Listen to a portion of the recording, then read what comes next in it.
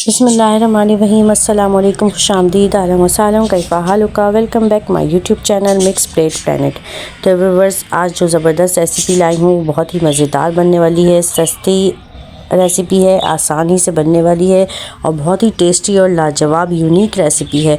तो इसके लिए हैं हमने आलू, और आलूओं को बॉईल कर लिया है धोकर अच्छी तरीके से। ना ज़्यादा आपने इसको नरम करना है और ना ज़्यादा सख्त बॉईल करने हैं, अच्छे तरीके से बॉईल करने हैं। और इसके अलावा मैंने ली थी इमली और उसका मैंने पेस्ट बना लिया था, उसे अच्छे तरीके से घोल लिया था और उसके हमने पल्प एक फ्राई पैन में ऐड कर दिया है। फ्लेम हमने मीडियम लो रखा है और इसके साथ ही हमने इसमें डाला है एक छोटा गुड़ का टुकड़ा।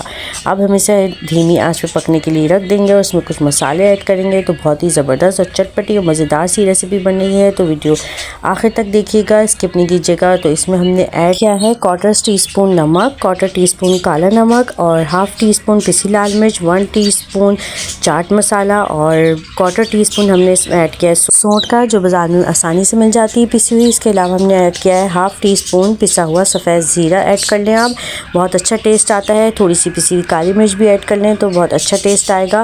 बहुत मज़ेदार चटनी बनके तैयार होगी, बहुत ही टेस्टी। इसको आप पकौड़ों के साथ भी खा सकते हैं और बहुत मज़ेदार चटनी बनती है ये। तो बहुत टेस्टी चटनी बनके तैयार होगी ये। जब हल्की सी इस तरीके से गाढ़ी हो जाए तो आप फ्लेम ऑफ कर दें। ज़बरदस्त सी चटनी बनके तैयार हो गई है, बहुत टेस्टी होती है।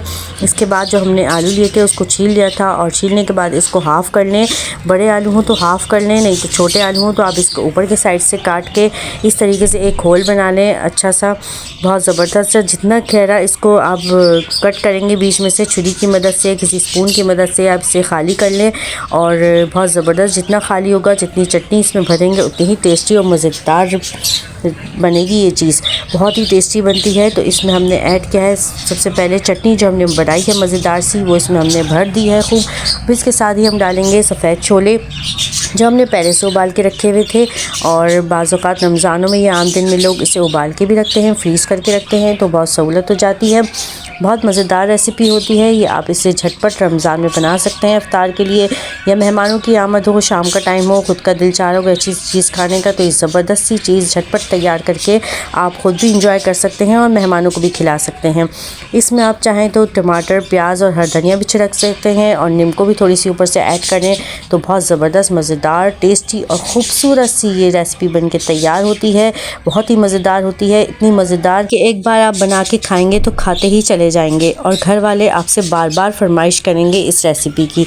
बहुत ही टेस्टी रेसिपी होती है, बहुत ही मज़ेदार होती है। तो एक बार ज़रूर ट्राई कीजिएगा और अपना अच्छा सा फीडबैक ज़रूर दीजिएगा। चलती हूँ, दुआ में याद रखिएगा, अपना बहुत सारा ख्याल रखिएगा। फ़ी अमान अल्लाह, अल्लाह हाफ़िज़।